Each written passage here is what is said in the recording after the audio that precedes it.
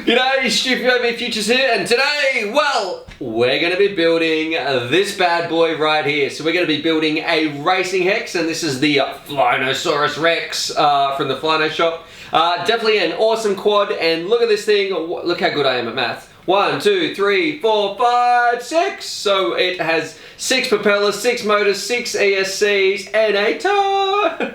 I'm getting so excited, and a ton of thrust. Anyway, we're going to put it all together, and I'll show you how to take it from the frame and build the whole thing up to this finished product, and also show a bit of flight footage. So let's, without further ado, let's stick it on the bench, and I'll show you what you need, and let's get started. Rightio, so let's have a look at everything we're going to need to make our racing hex. So obviously we're going to need a frame. So we've got the Flino shop's Flinosaurus hex right here. Then you're going to need a PDB. Luckily this one comes with it. For the FPV goodness, you're going to need an antenna, a pigtail, a VTX, and your FPV camera. I've got a little Polulu voltage reg that's going to go into our PDB and provide the correct voltage. Then you're going to need some sort of receiver, a flight controller, powering the whole thing, getting the good propulsion. We're going to be having, this thing runs 4-inch props.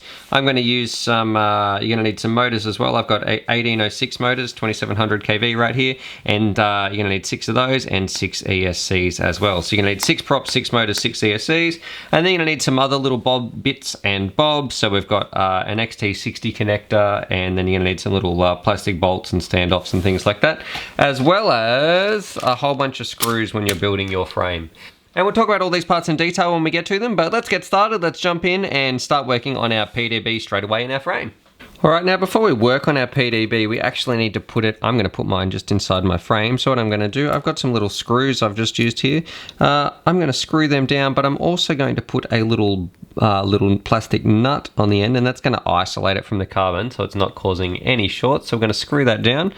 And then once I've got these 4 screws in, I'm going to sit my PDB on and then screw that down. So I'm going to do that now. Alright, so I've got my 4 screws in just here, and then my PDB is going to fit perfectly over the top. Now this is the PDB that actually comes with the frame, so that's fantastic. So it's going to fit perfectly, very nice. Make sure you get it around the right way, because there is a top and there is a bottom. So this front, there we go. There's a little arrow for the front, and line that up just here. I'm using different coloured screws. You might say, Stu, why are you doing that? Pretty much because they're the only screws I had. So I'm going to slip those on there, and then I'm going to screw these down with some little nuts, and we'll move on with the rest of the build. Now I'm using the world's rustiest soldering iron, so if I can do it with this cheap one, I'm sure a lot of you guys can do it out there. Just make sure you get in and out, make sure your soldering iron is nice and hot, and also clean on the tip. A little bit of solder, put it on, and then just feed the solder in, so it should take very easily, just like that. So we're going to go around and we're going to pre-tin all those pads.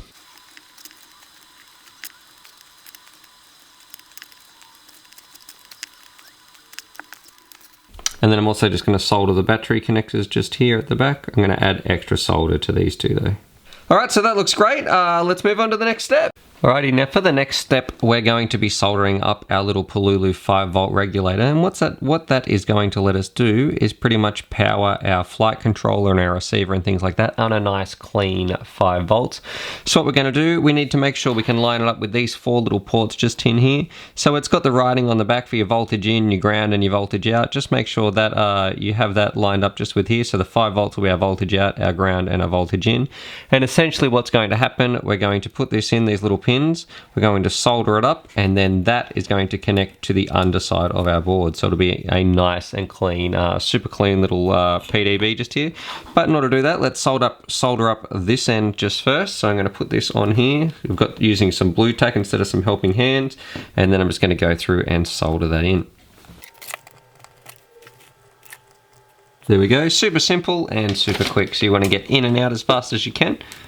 Now while it's clear, I'm going to clip off some of these pins because we don't need them all and we don't need them to be that long. So we're just going to snip those off as short as we can. There we go, looking very pretty. And now all we have to do is simply insert it into our board. Yep, that's all looking good, and then we're just going to solder this up. We're going to do the same process, and we're going to solder in those pins right across there. So they were the 4 holes that we left, and it's going to look great. Alright, I'm going to solder this in, so it's going to be very easy, same sort of process.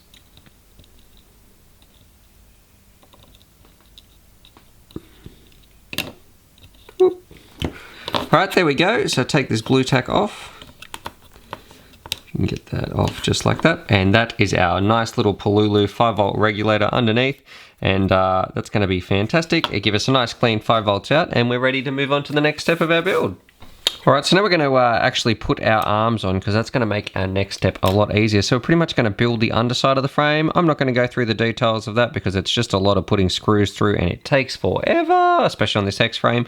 So we're going to cut to what it looks like. The only thing I recommend is make sure you put it on facing with these bars running parallel to the front of your craft, so front and back of your craft, because you're going to need that to strap your battery Velcro strip through. Anyway, so I'm going to cut to you with these with the arms on, and we'll move on once we get to there.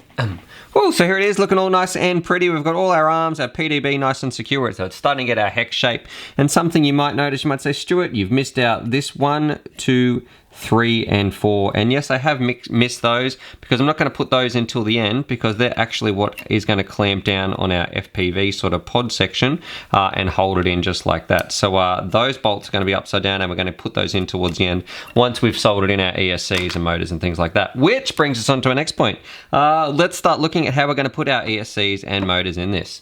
Alright, so speaking of the ESCs, we're going to be using the Little Bs, the famous Little B 20 amp ESCs. They can run a 2 to 4S LiPo. Fantastic choice, super reliable. I've used them a ton in the past, and they're sort of a gold standard in the industry, so definitely no dramas picking these.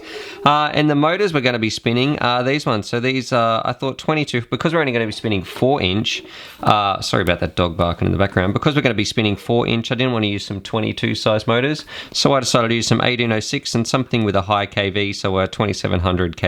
So these should be spinning very quick and have just the right amount of power to be spinning a 4-inch bullnose prop. Anyway, so we're going to go about prepping both of these things ready to be soldered up and then installed into our frame. So the first thing I'm going to do, and you're going to have to do this, we're going to be doing this with 6 ESCs, and you're going to need 6 motors as well. And the first thing we're going to do, we're going to cut the heat shrink off this ESC and desolder these wires just here so we can connect it up to our motor. Alright, all I'm going to do, just got my little X-Acto knife just here. We don't actually call them X-Acto knives in Australia. Don't know what we call them, a Stanley knife? I guess we call them the sort of brand. Then just peel away this clear heat shrink. You can actually get some ESCs now that come with the little solder pads, so you don't have to do this step. I know the DYS XMA or something like that. They're great for that sort of thing. Anyway, we've pulled off our little heat shrink, and now let's get off those wires, because we need to take the wires off this side. And I'm just going to add a new tiny little bit of solder just to freshen it up. There we go. So I'm going to do that to all 6 of my ESCs, because we need 6 of our ESCs. And for prepping our motors, it's super easy. All we need to do, we don't need motor wires this long, so I'm just going to cut them with about 2 centimeters just here. So I'm going to cut them, we'll strip them back and pre-tin them. So that's going to make it very easy to join them up to our ESCs. Now it's going to strip the end.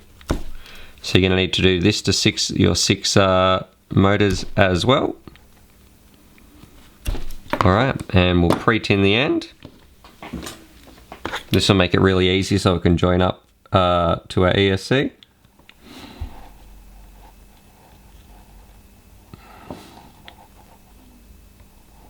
There we go. So do that to all 6 of your motors as well.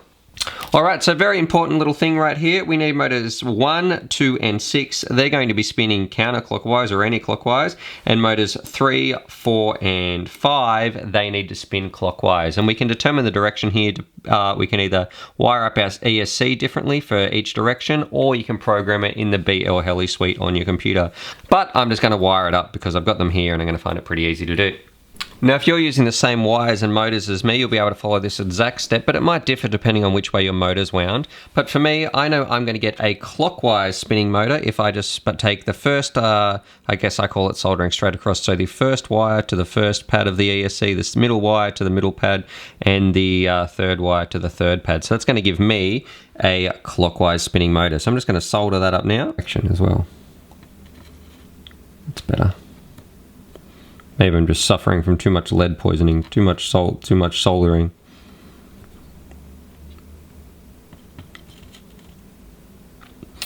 Alright, so that would be a clockwise spinning motor, so you're going to need to make 3 of those, and now I'll show you also how to make a counterclockwise motor.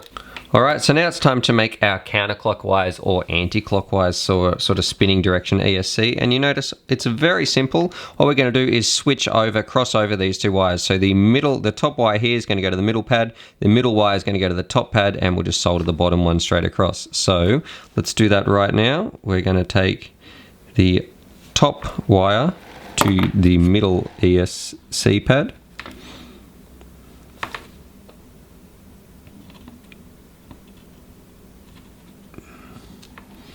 We're going to take the middle wire to the top ESC pad. Ooh. That's better. And then the bottom wire is just straight across. Fantastic, so you can see the wires are crossed just there. All right, so you need to do that for 3 of your motors as well to get some 3 counterclockwise ones. Alright, and now the last little step before we can put our motors and ESCs on the board, I'm just going to cut myself a bit of heat shrink here just to slide over the ESCs. So I'm cutting myself a little bit of heat shrink, that's probably a bit much actually. So yeah, that's a bit better. So I'm going to take my heat shrink, I'm going to loosely slide it over. I'm not going to shrink it down though, because I don't really do that until the very last step. But and then don't get them mixed up, but we'll have 3 clockwise motors and 3 counterclockwise motors. Alrighty, so I've got one of my clockwise motors just here, and you can see that's because the nothing is crossed over, so this is going to be spinning clockwise. And what I'm going to do, I'm going to bolt that to my frame just here, and then we're going to cut exactly how long we need so we can solder it up to our PDB. Now, as far as we're concerned on this frame, this one just here is going to be motor 5, but don't worry too much about that. What we want to do now is put in each of our motors, cut them, and then cut them at about the right length to solder to our PDB. So I'm going to do that. I'm going to install this motor and then show you how to do that cut. Alright, so we've got our motor screwed on, and if I was using, because of the orientation of the holes, that's why this little part is coming out the sort of side at a 45-degree angle instead of straight across the arm. Nevertheless, it's not too much of a biggie, it's going to be fine anyway. But what we do need to do is cut them to the right length. So I'm going to cut them accordingly, so we'll need to give ourselves a little bit of room. So let's see, my ground wire, that's about that long. And if you cut these too short, you can always take it off and solder in a new wire, because we know how to desolder the wires because we did it before. There, let's say that is my voltage one.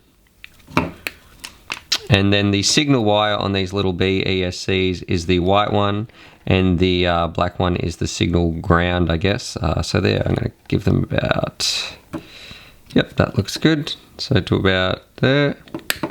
All right, and then I'm going to strip each one of the ends. Oh yes, I'll just do that now.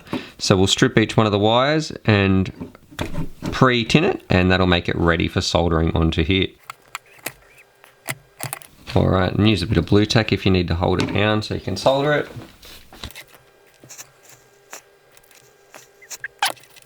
And now we can also solder it up to our board. So I'm going to zoom in so we can see this in a bit closer detail. Alrighty, so this one here, this is our voltage in, and that's going to be where our red wire goes. So there's one, and then we've got our ground wire for our ESC, so that's going to go on the one that says GND.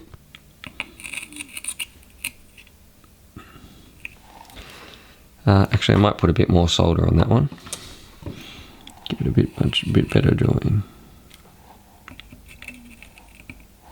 There we go. That'll make a nicer join. There we go. Yeah, that looks much nicer. All right, and we're going to connect our signal up just to this one here. I'm just going to spin it around so I can access it a little bit better. So that'll be going to this one. And then we'll put our little ground cable on. Just good practice to put these on. You don't have to, but the small ground is definitely, well, I think it can't hurt. And remembering to wire it up using the clockwise and anti-clockwise motors, and I'll put a little picture on an overlay just here so you'll be able to see which motors you need to put on which arms. So we're going to cut to what that looks like right now. Alright, so here she is, and all wired up, just this PDB, and it's looking great. We're going to work on our battery next, but just for those people out there, I just want to go around and highlight that these are the signal pads where the white ones are going to. So if you're in any doubt, you can freeze this shot and you should be able to see it quite clearly, because it's not quite so clear when you're looking at the board. Alright, let's move on to putting in our XT60 connector. Alright, so now let's make our XT60, and it's super simple. Just take your XT60 and we're going to basically fill the thing with lead. So make sure your soldering iron is really hot, and you want to fill this thing with as much solder as you can. There's one. And there's two.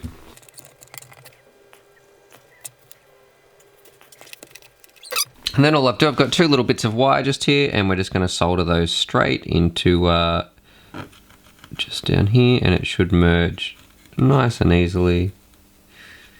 There's one. Alrighty, and now we'll do the negative, and just make sure that the flat side is the positive, and the way I remember it is the curved is the ground right there. There we go.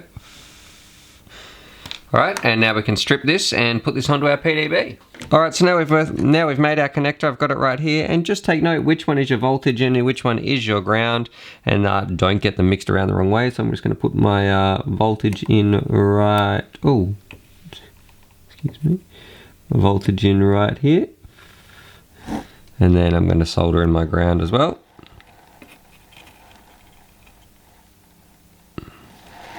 It's looking good. All right, let's move on. All right, so now we've sort of getting pretty far into the build, and what we're going to do, we're going to connect up our VTX power, so the way to power our VTX, and also a way to power our receiver. So what I'm going to do, I'm going to just unscrew this little screw right here at the back, just to give us a little bit easier access with the soldering iron. We can screw this on after this, and now I'm just going to screw down the power. So just you've got your voltage and your ground, and I'm doing this straight off these pads, because these are not the 5-volt regulated pads. These are just whatever voltage goes into your battery is going to come out of these, and my VTX can handle that. And we will talk about the VTX. So let's just solder these in just now. So there's our ground and our voltage. And then to power our receiver, well, we're going to use 5 volts for powering our receiver. So I've got that right here. I've got a 5 volt just here, so I'm going to solder that in. Ooh, that's better. And then also put the ground in. Right, and you say, Stu, what's this third wire? Don't worry, that's our signal wire. We're going to be connecting that up in a little bit. And then I guess we can put our screw back on. And then what we're going to do, we're going to talk about our flight controller in the middle here, because you will have noticed I haven't spoken about that yet. Alright, and speaking of the flight controller, here it is. Now this is the Afro Mini Rev 3, and this is going to be hard soldered right in here, and it's going to make a super sleek, clean little build. Now a couple of things about putting this in here. It doesn't have a USB port, so you are going to need to use an FTDI connector just here on the back, which pretty much you're going to solder out some little wires just here that'll hook up to like a sort of USB device. And on the bottom, because it's hard soldered in, this is a definitely recommended tip.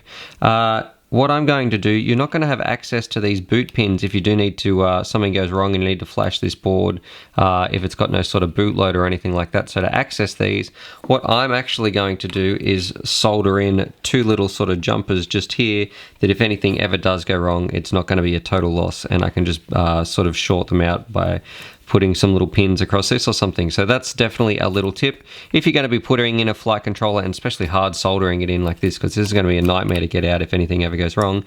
Definitely make sure you've got a way to access the bootloader pins. Anyway, so I'm going to do that straight up here right now.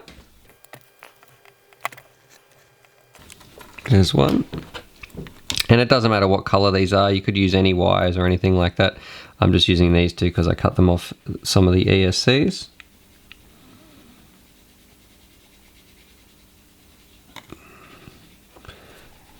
There we go. So now if anything ever goes wrong and we need to sort of reflash the board and we can't access the bootloader, we can just simply short these 2 pins out.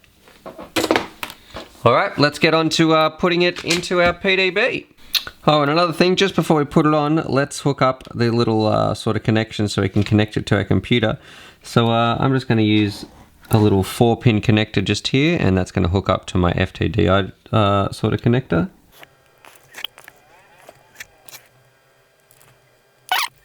There we go, they're all soldered in and we've got our sort of access to our boot pins if we need to. This is ready to install into our PDB, but now would be a great time if you need to hook it up to the computer and flash Betaflight or something like that. That's definitely what you can do right now. It's probably a bit easier before it's inside your quad. So once you've done that, stay with us and we'll put it inside our quad.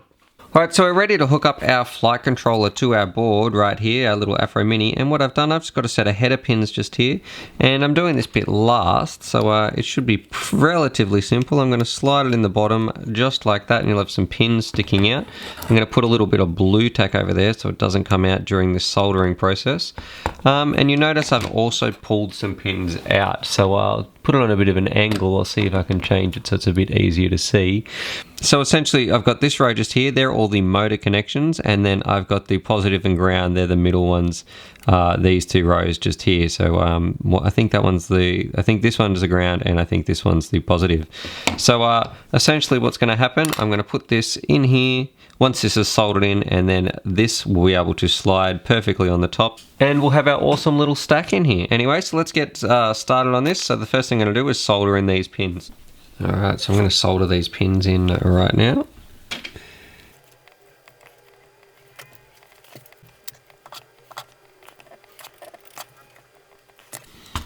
Alrighty, so there's all our pins in. Now let's get to work on putting our flight controller inside. Now before we go any further, what I'm going to do, I'm going to cut a piece of electrical tape and I'm just going to put that on the bottom of my flight controller, just in the event of a really hard crash and it moves around a little bit, we don't get any shorts. So just another good little safety precaution. So I'm going to put that across the bottom of my flight controller, just like that. Alright, and now we're good to start soldering it up. So I'm going to sit it on here, and then I'm just going to solder those pins in. Let's get started on that.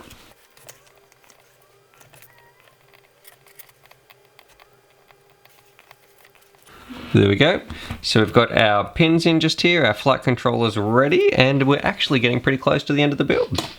Now we need to hook up our receiver wire, and we put this in before. So this is the two that we've got running off the 5-volt pad just here, and this is the little signal wire, and we need to send a signal from our receiver to our flight controller so it knows what we're doing, and that just goes to this little pad just here in this bottom corner. Alrighty, so we can put that on, and then our receiver will be ready just to plug and play. So now our receiver is ready. Alright, and we've got our VTX power here. Now we pretty much just sort of need to put it together. So it's going to come together very quickly. Alright, let's keep going. Alright, so the build's coming along beautifully. So what we pretty much need to do, we need to put our receiver and our camera and our FPV sort of gear into here. So the receiver's super straightforward, and we're almost done with the soldering, believe it or not. We just need to hook up our FPV system. So all I need to do is pretty much, I'm going to be using the Onway 200 milliwatt VTX. It's pretty cheap, it's tiny, and it puts out a really clean signal and a nice 5-volt as well. So that's why I really like this one. It's sort of my standard go-to, but it doesn't have race band, but it is a 32 channel receiver, so definitely check that bad boy out. And then I'm going to be using, of course, a HS117 because this is what this is made for. But these two don't like each other too much because their plugs don't fit. So all I'm going to do, I'm just going to join these wires up with their corresponding wires just here. So I'm not going to go through that process because I've done a lot before in my other build videos. Super simple though. Pretty much you're just going to solder them up together and put a bit of heat shrink over it. Alright, so we'll check back when it's all done. Alright, so that's what it's going to look like when it's done, and that's simply going to connect in straight into here, into the back of our HS1177. Then that's going to go in there. We'll plug this bad boy in with this power cable. Our receiver's going to go on just like this. Now this is a D4R2. I wish I had an S-Bus receiver, but I don't have a spare one at the moment, so I'm going to be using a D4R2. So that's what's going to be in this build. And now I guess the fun part is putting it all together. So this is probably the most interesting and exciting time, I think, for a build. And sometimes it can take a bit of jiggling around and seeing what works best. So instead of going through all that process, I'm going to show you what I end up with, and then I'll explain my choices from there. So it's going to save us both a bit of time, and you won't have to see me put things in and pull them apart. I'll just show you the end result. So let's cut to that right, and this is going to be fun right here. Oh, and also I'm going to go around, I'm going to hit each of these little connections now I've done with all the soldering. We're going to hit it with a bit of hot glue, and that's just going to stop them snapping off in some heavy vibrations. You don't have to do that, but it's definitely a strong recommended little tip I can give you guys. Rightio. Well, that was surprisingly easy actually. There's a lot more room in here than I thought there was going to be. So let's just run through some of the ways that I put this thing together. The FPV camera, straightforward, and I'll show you a close up just here, but you can see it really fits in nicely with the sort of nice plastic mount they've got here. It's nice and flexible, so it made it really easy to get in and out, and it also lets you tighten the screws down kind of firmly, but still give it enough freedom to move around.